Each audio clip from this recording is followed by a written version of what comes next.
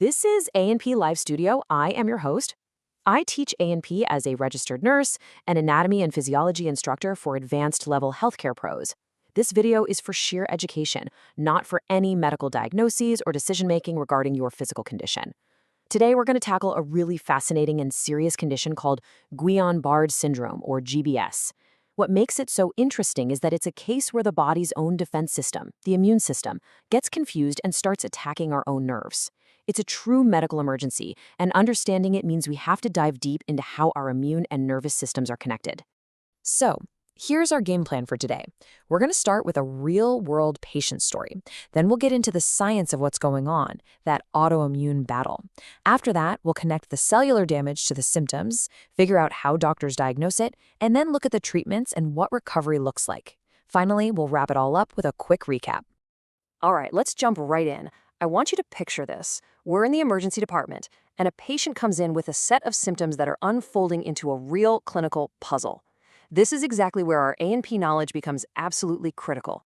Okay, let's meet our patient. This is Maria. She's 35, and up until a few days ago, she was perfectly healthy.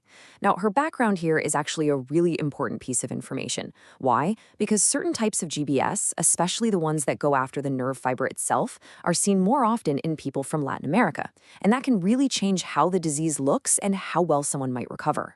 So, Maria comes in with some really scary symptoms. She's got that pins and needles feeling in her hands and feet, and a deep weakness that started in her legs and is literally creeping its way up her body. Just walking is a huge struggle. But here's the kicker, the big clue. She mentioned she had a nasty stomach bug a couple of weeks ago. And that right there is the classic story for GBS. Some kind of infection followed by this weakness that starts from the ground and moves up. So the big question is, right? How on earth does a common stomach flu lead to this kind of paralysis? It sounds crazy. To get it, we've got to go back to basics and look at how a healthy peripheral nerve is supposed to work in the first place. Think of your peripheral nerves like the body's electrical wiring. The axon is the copper wire itself, and the myelin sheath is the plastic insulation wrapped around it. Now, this insulation is so important. It allows the electrical signal to do something amazing called saltatory conduction. It literally leapfrogs from gap to gap in the myelin. This makes the signal incredibly fast and efficient. But if you damage that insulation, that signal slows to a crawl, gets garbled, or just stops. Which brings us right back to the central mystery. The answer is just wild. It's a devastating case of mistaken identity, all happening on a molecular level. Let's walk through this cascade of events. It usually kicks off with an infection. A bacteria called Campylobacter jejuni is a very common culprit. Now, the surface of this bacteria has molecules on it that, by sheer bad luck, look almost identical to molecules on our own nerve cells. This is called molecular mimicry. So your immune system does its job and makes antibodies to fight the bacteria. But here's the tragic mistake. Those antibodies can't tell the difference. They see your healthy nerve cells and think, hey, that looks like the enemy, and they attack. It's a classic case of friendly fire. Now, this attack isn't a one-size-fits-all kind of deal. It leads to different subtypes of GBS. The most common one you'll see in North America and Europe is AIDP, where the antibodies strip away the myelin, the insulation. But in other types like AMAN and AMSAN, which are more common in Asia and Latin America, the attack is more direct. It goes right for the axon itself, the wire. This often causes more severe damage. Knowing these subtypes helps us understand why patients like Maria might present a certain way. Okay, so we've seen the battle at the cellular level. Now let's connect the dots. How does that microscopic damage cause the huge, life-altering symptoms that brought Maria into the ER?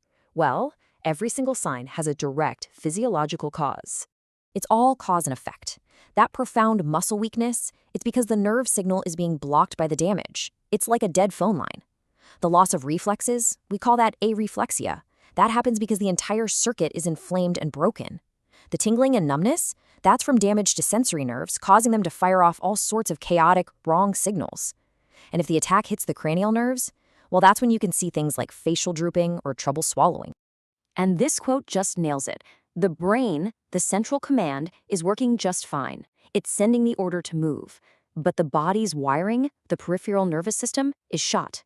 The message gets sent, but it never arrives. It's a total communication breakdown. And this is where GBS gets really dangerous and starts to affect multiple body systems. If that weakness keeps climbing and hits the diaphragm, the muscular and respiratory systems are in crisis. The patient literally can't breathe on their own. The attack can also hit the autonomic nerves, throwing the cardiovascular system into chaos with wild blood pressure swings. And of course, being immobile affects the musculoskeletal system and raises the risk for blood clots and even pressure sores on the skin, the integumentary system. So, faced with a patient like Maria, how do we prove it's GBS? We need to hunt for the evidence, the specific physiological clues that point to this unique autoimmune attack. A huge clue is found in the cerebrospinal fluid, the CSF. It's something with a crazy long name, albumin cytologic dissociation. But don't let the name scare you. The concept is simple. It means we find a lot of protein in the fluid, but a normal number of white blood cells. Why? The high protein is basically the debris from all those damaged nerves leaking out, and the normal cell count tells us there's no active infection inside the central nervous system itself, pointing the finger directly at a peripheral nerve problem like GBS. To get that evidence, we use a few key tests. A spinal tap or lumbar puncture is how we get the CSF sample to look for that high protein signature. Then we do electrode diagnostic tests. Nerve conduction studies are basically a speed test for your nerves. In GBS, that speed just plummets. And an EMG measures the electrical activity in the muscles themselves, which helps us see just how bad the nerve damage really is. Okay, so we've confirmed the diagnosis. Now it's a race against time. The goal is to shut down that immune attack, support the body's essential functions, and then start the very long road to recovery. We have two main weapons in our arsenal, and both are equally effective. First, there's plasmapheresis. Think of it like an oil change for your blood. We literally take the patient's plasma out, filter out all those bad attacking antibodies, and then return the clean plasma. The other option is intravenous immunoglobulin, or IVIG. This is like flooding the battlefield with decoys. We infuse tons of healthy antibodies from donors, and these basically run interference, protecting the nerves from the patient's own rogue antibodies. Now, recovery. This is a marathon, not a sprint. It's tough, because symptoms usually get worse for the first couple of weeks before they finally hit a plateau. After that, a very, very slow recovery begins. You see the biggest improvements in the first 6 to 12 months. But for some people, this journey can take years of intense physical therapy to get those nerves and muscles working together again. But, and this is a huge but, there is a lot of reason to be optimistic. While that acute phase is incredibly dangerous, the long-term prognosis is generally good. Check out this number. About 80% of adults with GBS are able to walk independently just 6 months after their diagnosis. That's pretty amazing. So let's zoom out and put this whole story together one last time. We're going to recap the entire pathway, from a simple infection all the way to a complex neurological emergency and hopefully recovery. It starts with a trigger. That leads to a mistake by the immune system, molecular mimicry.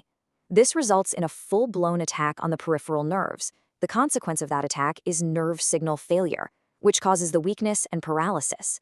Then, intervention with immunotherapy slams the brakes on the attack, which finally allows the long journey of recovery to begin. And that really is the heart of it. If you remember one thing, let it be this. Guillain-Barré is not something you can catch from someone, and it's not in your genes. It is, at its core, a tragic case of mistaken identity, an autoimmune civil war where the body's own protectors turn against its vital messengers. So to wrap up, GBS is a really powerful reminder of just how amazing and, at the same time, how dangerous our immune system can be. It highlights this incredibly fine line between defense and self-destruction. As you continue your studies, think about that. What other conditions do we know of where this delicate balance gets thrown off?